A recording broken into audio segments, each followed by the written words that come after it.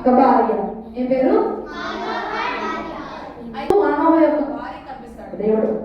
దేవుని యొక్క దూత కాబట్టి నీకు నేను ఒక కుమారుడు ఇవ్వబోతున్నాను.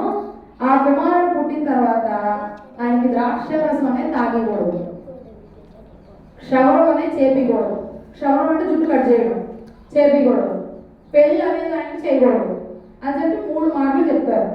చెప్పిన తర్వాత సరే నా భర్త కూడా తెలియాలి ఈ విషయాలు చెప్పి ప్రార్థన చేసినప్పుడు మానవాళ్ళు కూడా దేవుడు దూత ఒకటి వచ్చి చెప్తుంది. ఏమో చెప్తుంది అంటే నీ కుమారుడికి వివాహం చేయకూడదు, ద్రాక్షరసం తాగకూడదు, జుట్టు కత్తిరించకూడదు అని చెప్పారు. అలా చెప్పిన తర్వాత ఏమైందంటే వాళ్ళు అలాగే చేస్తారు. సరే సంసోను అనేటువంటి కుమారుడు పుడతాడు. కుమారుడు పుట్టిన తర్వాత సంసోను చాలా మరి దేవుని చేత నాజీరు చేయబడ్డాడు. నాజీరు చేయబడటం అంటే ఏంటి అంటే దేవుని కోసం బ్రతకడం, పాపం అనేది చేయకుండా పరిశుద్ధంగా, ద్రాక్షరసం తాగకుండా, స్త్రీల దగ్గరికి వెళ్లకుండా పరిశుద్ధంగా బ్రతుకుతున్నాడు. దేవుడు ఆయన్ని నాజీరు చేశాడు. అంటే న్యాయాధిపతిగా ఉండడానికి ఇశ్రాయేలీల కోసం ఒక జడ్జ్. మనకి ఇప్పుడు ఏదన్నా కేసు అయిందనుకో జడ్జెస్ ఉంటారు, వాళ్ళు ఇస్తారా? దానికి కావాల్సినటువంటి ఎవరైనా తప్పు చేస్తారు కదా, పనిష్మెంట్ ఇస్తారు కదా. సో అలాగే ఈయన కూడా ఒక జడ్జి లాగా ఉన్నాడంట. ఇశ్రాయేలీ ఎవరికి? ఇశ్రాయేలీ ఒక జడ్జి లాగా ఉన్నాడనమాట. అయితే ఏమైందంటే ఇశ్రాయేలీ అలా జడ్జి లాగా బతుకుతూ ఉన్నటువంటి సమయంలో ఒక రోజు ఏమైందంటే ఫిలిస్తీన్లు అనేటువంటి వారు ఇశ్రాయేలీ మీద ఎప్పుడు యుద్ధం చేస్తారు. ఫిలిస్తీన్ ఎవరో? ఫిలిస్తీన్లు అనే వాళ్ళు ఎప్పుడు కూడా ఇశ్రాయేలీ మీద యుద్ధం చేస్తూ ఉంటారు. ఎప్పుడు కూడా ఇశ్రాయేలీకి ఫిలిస్తీన్కి పడదు, అమాలేకీలకు కూడా పడదు. మరి చాలా మంది శత్రువులు ఇశ్రాయేలీకి ఉన్నారు.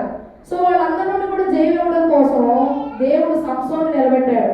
ఆయన అంటే చాలా స్ట్రాంగ్ ఉండేవాడంట. ఎలా ఉండేవాడు? చాలా స్ట్రాంగ్, చాలా బలంగా ఉండేవాడంట. ఎంత బలంగా ఉండేవాడంటే 6 ప్యాక్స్ చూసారు ఎప్పుడైనా? అలా ఉండేవాడంటే చాలా స్ట్రాంగ్. ఇంకా ఏంటంటే ఆయన జుట్టు బాగా పెంచుకున్నాడు. ఎందుకంటే జుట్టు కట్ చేసేవాడు కాదుగా, దేవుడు చెప్పాడు కదా జుట్టు కట్ చేయొద్దని. అంత బాగా జుట్టుకి 7 జడలు వేసుకునేవాడంట. ఎన్ని? 7 జడలు. అంత బలంగా ఉండేవాడంట ఆయన, చాలా బలంగా ఉండేవాడు. 7 జడలు వేసుకునేవాడంట. సో అలాగే ఆయన బతుకుతూ ఉన్నటువంటి సమయంలో ఈ యొక్క సంసోను ఏం చేస్తాడంటే ఒకసారి ఒక గాడిదని చంపేస్తాడు. గాడిదని చంపేసి గాడిద యొక్క దవడెముక ఉంటుంది కదా, దీన్ని దవడెముక అంటాం, చీప్ బోన్ అంట కదా. సో ఈ దవడెముక ఏదైతే ఉందో దాన్ని తీసేసి ఆ యొక్క దవడెముకతో ఫిలిస్తీన్లు 1000 మందిని చంపేస్తాడు. దవడెముక సహాయంతో 1000 మందిని చంపేస్తాడు. మీరు చెప్పగలరా? నేను చెప్పగలరా? మనం ఒక్కళ్ళు కూడా చెప్పలేము, ఎందుకంటే మనకు అది రాదు కాబట్టి. కానీ ఈయనకి మాత్రం యేసయ్య ఉన్నాడు కాబట్టి దవడ యొక్క సహాయంతో 1000 మందిని చంపేస్తాడు. ఇంకా వాళ్ళందరినీ చంపేసి గుంపులు వేస్తాడు. దవడ ఎముకతో 1000 మందిని చంపాడు అనేటువంటి ఒక లైన్ బైబిల్ రాస్తాడు. వాళ్ళని 2 గుంపులు తినేడు. దవడ ఎముక తీసుకొని ఆ ఎముక ఎట్లా కొట్టగా తెచ్చిపోతాడు. అట్లాగా ఆయన బాగా స్ట్రాంగ్ అని చెప్పాగా, చాలా బలంగా ఉన్నాడని చెప్పాగా. సో అట్లాగా దవడెముకతో కొట్టగా తెచ్చిపోతాడు. మళ్ళీ తర్వాత ఒకసారి ఇంకా వేరే శత్రువులు ఉంటే ఆ ఫిలిస్తీన్ని ఇక్కడ తొంటిలో కొట్టి, తర్వాత తొడ మీద కొట్టి, ఆ ఎముకలన్నీ కూడా విరగొట్టి చాలా మందిని చంపేస్తాడు. వాడు గుంపులు చేస్తాడు. ఎంతో సంవత్సరం దేవుడు బాగా ఆశీర్వదించాడు, మంచి జ్ఞానం ఇచ్చాడు, శక్తి ఇచ్చాడు, బలం ఇచ్చాడు. అయితే ఏమైందంటే ఆయన ఒక అమ్మ పెళ్లి చేసుకున్నాడు, ఒక స్త్రీని పెళ్లి చేసుకున్నాడు. పెళ్లి చేసుకున్నటువంటి సమయంలో ఆమె దగ్గర కొంతకాలం ఉన్నాడు. మళ్ళీ వెనక్కి తిరిగి వచ్చేసాడు. కొంతకాలం అయిన తర్వాత ఇది నా భార్య చూద్దామని చెప్పి ఒక మేక పిల్లని భుజాలపై తీసుకొని భార్యను చూద్దామని చెప్పి ఆ భార్య దగ్గరికి వెళ్ళాడు. భార్య దగ్గరికి వెళ్ళినప్పుడు ఆయన భార్య వాళ్ళ నాన్నగారు అంటే సంసోను యొక్క మామగారు ఏం చేశాడంటే సంసోను యొక్క భార్యని ఎదురుకి ఇచ్చి పెళ్లి చేసేస్తాడు. ఇంకా అప్పుడు సంసోను నేను లోపలికి వెళ్తుంటే నువ్వు లోపలికి వెళ్ళకూడదు, ఆల్రెడీ పెళ్లి చేస్తాను, ఇంకా నువ్వు రావేమో, మా అమ్మాయితో గొడవ పెట్టుకున్నావేమో, నీకు మా అమ్మాయి మీద కోపం ఉందేమో అని చెప్పి నా కుమార్తె ఎవరైతే ఉందో నీ స్నేహితుడికి ఇచ్చి పెళ్లి చేసేసాను అని చెప్పాడు. చెప్పగానే సంసోనుకు బాగా కోపం వచ్చింది. సరే ఆమెనైతే ఇచ్చి పెళ్లి చేస్తాడు. వాళ్ళ చెల్లి ఉంది కదా, నువ్వు ఆమెతో ఒకటి కావాలంటే ఆమె ఇంకా అందంగా ఉంటుంది అని చెప్తాడు. అయినా సరే సంసోనుకి ప్రేమించినటువంటి భార్యని వేరే వాళ్ళకి ఇచ్చేసేసరికి అది కోపం వచ్చేసి ఇంకా అక్కడ నుంచి లెగిసి వెళ్ళిపోతాడు. ఇంకా వెళ్ళిపోయినటువంటి టైంలో ఏమైందంటే నక్కలు ఉంటాయి కదా, foxes, have you seen foxes? చూసారు నక్కలు ఎప్పుడైనా? తోకలు ఉంటాయి కదా, నక్కల తోకలు తీసుకొని ఈ తోకని ఆ తోకని ముడేసి ఆ ముడిలో దివిటీలు పెట్టి ఆ దివిటీలతో ఈ యొక్క నక్కల్ని ఫిలిస్తీన్ యొక్క తోటలో పంపిస్తాడు. ఏం చేస్తారు?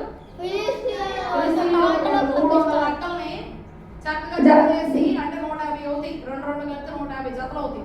సో ఇద్దరు కలిపేసి, అంటే 2 నక్కలు కలిపి వాడి తోకల్ని ముడేసి ఆ తోకల మధ్యలో దివిటీలు పెడతారు. ఇంకా అలా సంసం చేసినప్పుడు ఫిలిస్తీన్ల యొక్క ద్రాక్ష తోటలు, గోధుమ తోటలు ఇవన్నీ కూడా ఏమైపోతే కాలిపోతాయి. ఆ తోటలన్నీ కాలిపోయేసరికి ఫిలిస్తీన్లకు బాగా కోపం వచ్చింది. ఎవరు చేశారు అని ఆలోచిస్తూ ఉంటారు. ఇంకా ఆలోచిస్తూ ఉండేసరికి వాళ్ళకి అర్థమైంది ఏంటంటే, ఇగో సంసోన్ అనేవాడు ఉన్నాడు, వాడికి పెళ్ళైంది ఆల్రెడీ, పెళ్ళైనటువంటి భార్య తీసుకెళ్ళి వాళ్ళ స్నేహితుడికి ఇచ్చి పెళ్లి చేసేసరికి వాడికి కోపం వచ్చింది.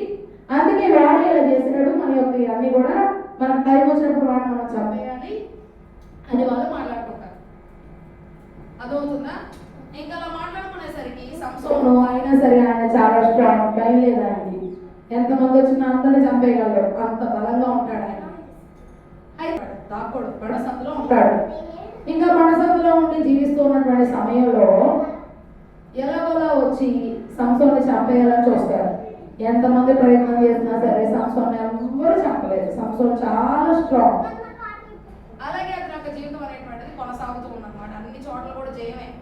మరి వాళ్ళందరినీ కూడా చంపేస్తాడు. దవడ ఎముకతో 1000 మందిని చంపేస్తాడు. మరి తొడలో ఉన్నటువంటి ఎముకలు, తుండలో ఉన్నటువంటి ఎముకలు విరగొట్టేసి చాలా మందిని చంపేస్తాడు. ఇంక వాళ్ళందరూ చచ్చిపోయింది. సంసోను అందరినీ చంపేసినప్పుడు మనకి శక్తి అయిపోతుందిగా. ఎవరికైనా భర్త కొట్టడుతున్నావు, బాగా కొడుతున్నావు, నువ్వు కొట్టావంటే నీ శరీరంలో శక్తి అయిపోతుందిగా. సో అందుకని ఆయన శక్తి అయిపోయి, అమ్మో ఇక్కడే సమస్యలు పడిపోతానేమో, ఈ సున్నతి లేని వారి ఎవరి చేతిలో పడి చచ్చిపోతానేమో, ఏసయ్యా నువ్వు నాకు నీళ్ళు ఇవ్వు అని అడుగుతాడు. లేహి అనేటువంటి ప్రాంతం